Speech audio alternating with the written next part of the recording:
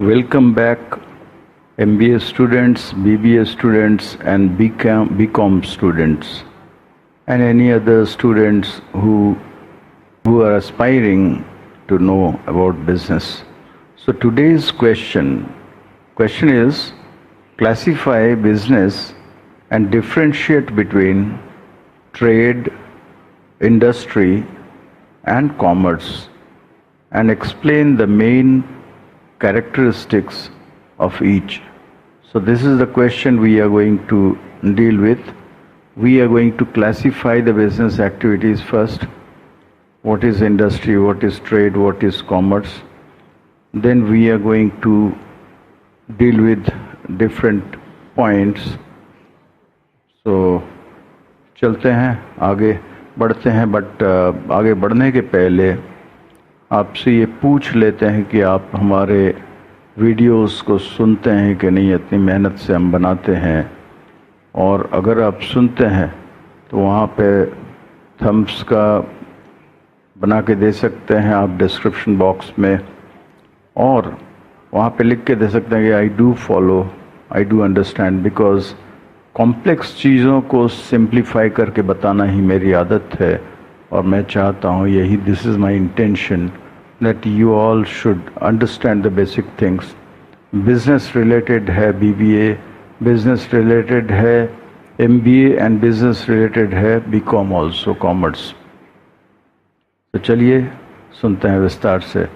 अगर आप इसको फॉलो करते हैं, next point will be to think of the ideas or information or the thoughts, information I share every day. तो इसको 2-3 बार इसको दिमाग में रन कीजिए। मैंने वॉशिंग मशीन का एग्जाम्पल बार बार बताता हूँ कि रिफाइन करें। जो इन्फॉर्मेशन आपके पास है एब्स्ट्रैक्ट ना हो जाए। एब्स्ट्रैक्ट का मीन्स होता है बहुत धुंधला सा, नो, क्रिस्टल क्लियर, विविड होना चाहिए। VIVID, vivid means crystal clear होना चाहिए। So please understand, join, thank you. So welcome back. Now let's begin. Classification of business activities. Question was classify business and differentiate between trade, industry, and commerce. So let us deal with this. As we know, that is business means all the legal activities of human beings. Illegal कोई activity करेगा, किसी को murder कर देगा और पैसे लेकर, तो वो बिजनेस नहीं होता है। लीगल एक्टिविटीज़, लीगलिटीज़, लीगल काम, वैधानिक काम होना चाहिए। So business activities means human beings का which are connected with production, exchange of goods or marketing and distribution of goods and services. You already know that is, जो सेलिंग होता है वो गुड्स का हो सकता है या सर्विस का हो सकता है। 2 तरह के हो सकते हैं, सर्विस सेलिंग, गुड्स सेलिंग। तो गुड्स एंड सर्विसेज की डिस्ट्रीब्यूशन हो या प्रोडक्शन हो, एक्सचेंज हो, मार्केटिंग हो, these all come under business activities. Now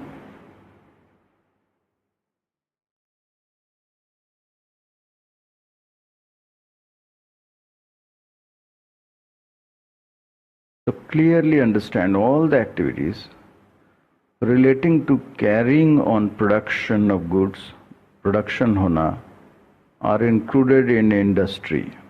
ठीक है, किसी भी प्रोडक्ट का प्रोड्यूस होना ये इंडस्ट्री में होता है। While the activities which ensures the availability of goods produced to the consumers comes under the purview of commerce. जो प्रोड्यूस होकर कंज्यूमर तक रीच किया, वो कैसे रीच किया और कौन कौन इंटरमीडियरीज थे, किस किस तरह की सर्विसेज को आपने हायर किए, कि आपने ट्रांसपोर्टेशन के थ्रू भेजा था, कि आपने इंश्योरेंस करवाए थे, कि आपने बैंकिंग का यूज़ किया था, हाँ किया था। तो ये सब सारे उसमें आ जाएं। कि आपने डिस्ट्रीब्यूटर का हेल्प किया था, यस किया था। तो सारा ये कॉमर्स, वाणिज्य जो है इसमें है। So the commercial activities can further be subdivided into trade and aid to trade, aids to trade. aid, AID, aid मतलब होता है हेल्प, जो डायरेक्ट ट्रेड होगा, और दूसरा होगा एड को, उसको सपोर्ट करना ट्रेड को. तो those activities which supports the operation of the industry and commerce are called business activities. अब चलते हैं इंडस्ट्री के बारे में, पहचानते हैं, जानते हैं, सुनते हैं. Industry refers to economic activities which are connected with conversion of resources into useful goods. Actually जो प्रोडक्ट्स होते हैं वो यूजफुल है इसलिए तो बनाया गया, तो वो रिसर्च करके बनाया गया, what is the need, and then you are making the product. तो इंडस्ट्री क्या करती है, नीड के हिसाब से प्रोडक्ट्स बनाती है. तो industry refers to economic activities, खरीद के रॉ मटेरियल खरीदा, उसको प्रोसेस किया, हर जगह मनी इन्वॉल्व है, उसके बाद कन्वर्ट किया, उसको रिसोर्सेज को फिनिश किया प्रोडक्ट, और ये यूज़फुल हो गया, यूज़फुल गुड्स में कन्वर्ट हुआ. The industry is that efforts of men where natural gifts are transformed into finish product. वो नेचुरल गिफ्ट तो आए थे वहाँ पे, जो गॉड का दिया हुआ नेचुरल गिफ्ट है, ज़मीन से, हवा से, पानी से, इससे ही निकल के तो आते हैं डिफरेंट जो रिसोर्सेज होते हैं, उन रिसोर्सेज को फिनिश कर फाइनल प्रोडक्ट बनाना. These activities are related to producing और processing of goods as well as breeding and raising of animals. वो भी इंडस्ट्री में आता है. ऐसा नहीं है कि उतने करोड्स ऑफ रुपीस की डीलिंग होते हैं तो फिशरीज होगा या एनिमल पोल्ट्री होगा और डेयरी फार्म्स होंगे, सभी मनी लिंक्ड है, तो वो भी इंडस्ट्री है. और फिर cloth making industries, from cotton, ornaments बनते हैं, जो गहने होते हैं वो मेटल्स बनते हैं, गोल्ड, सिल्वर. अर्दन पॉट्स बनते हैं सॉइल से, मिट्टी से बनते हैं, मिट्टी के बर्तन. तो in other words, process of extraction, production, conversion and processing और fabrication of products can be described as industry. Industry में ये सब चीज़ें होते हैं. अब इंडस्ट्री में होते तो हैं, लेकिन सब क्या एक इंडस्ट्री कर रही है, नहीं करेगी. इसलिए तो क्लासिफिकेशन है कि अलग अलग लोग अलग अलग काम करते हैं और आप उसमें इन्वॉल्व हैं. तो इसमें एक एक्सट्रैक्शन इंडस्ट्री होता है. वो क्या है, ये all those industries which are engaged in supplying commodities extracted और raised from the earth, sea and air with comparatively little help of man. वो मशीन से हेल्प करके, जैसे ऊर्जा, वो आया आपका खनिज पदार्थ, मेटलर्जी जो होता है ना, मेटलर्जिकल, उसमें बहुत सारे मेटल्स रहते हैं मिले हुए, उससे एक्सट्रैक्ट किया. Products of these industries are usually transformed into many other useful goods by manufacturing industries. अब यहाँ से तो बन गया, ये एक्सट्रैक्शन इंडस्ट्री से जो ले गया उसको फिर कन्वर्ट होके बनते हैं, कैसे बनते हैं उस पर चलते हैं. तो दिस इज क्लासिफिकेशन. पहला आपने समझ लिया कि एक्सट्रैक्शन इंडस्ट्री हो गया. Important extractive industries of farming, farming भी है, माइनिंग भी है, माइनिंग्स जो बताया आपके, मेटलर्जी जो खनिज पदार्थ. देन फिशिंग भी है, वो भी कहीं से सोर्स करते हैं, उसके बाद उसको बेचते हैं एंड ऑल. तो हंटिंग, ये सब रॉ मटेरियल्स तो हैं, लेकिन ये सब मिले जुले हैं. Hunting, fruit gathering and afforestation, forest का होना, ये सब आ गए आपको किस में आ गया, एक्सट्रैक्शन इंडस्ट्री. तो इसी तरह बहुत सारे इंडस्ट्रीज हैं.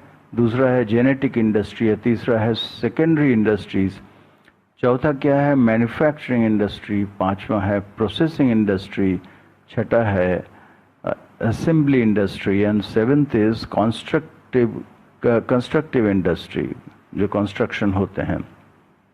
ये 7 तरह के इंडस्ट्री होते हैं. पहला आपको बता दिया है. सेकेंड इज जेनेटिक इंडस्ट्री में क्या है, तो these industries remain engaged in breeding of plants and animals for their use in further reproduction and all. ये जब इसकी ब्रीडिंग करेंगे और उसके बाद for the breeding of plants, nursery companies are typical examples. Other क्या है genetic industries, dairy farming, poultry farming, fish culture, forestry, ये सब जेनेटिक फार्मिंग आते हैं। जीन्स, क्रोमोसोम्स, ये सब तो सेल पे आता है, सेल लाइफ पे आता है। तो लाइफ जिसमें है, या तो प्लांट्स या एनिमल्स, इससे लेकर जो भी बिजनेस होगा, these will come under genetic industry. Third क्या है? Secondary industry. These industries are concerned with the using of using of the materials which have already been extracted at the primary stage।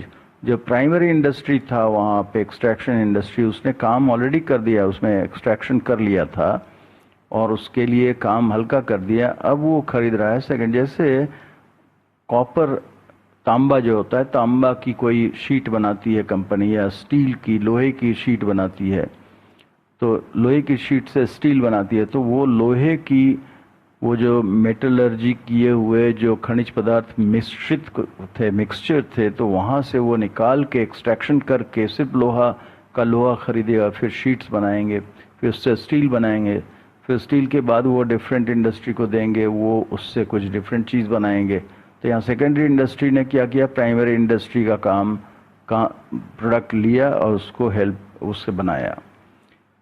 अब आते हैं manufacturing industries. These are engaged in producing goods through processing of raw materials and thus creating form utilities। Sorry।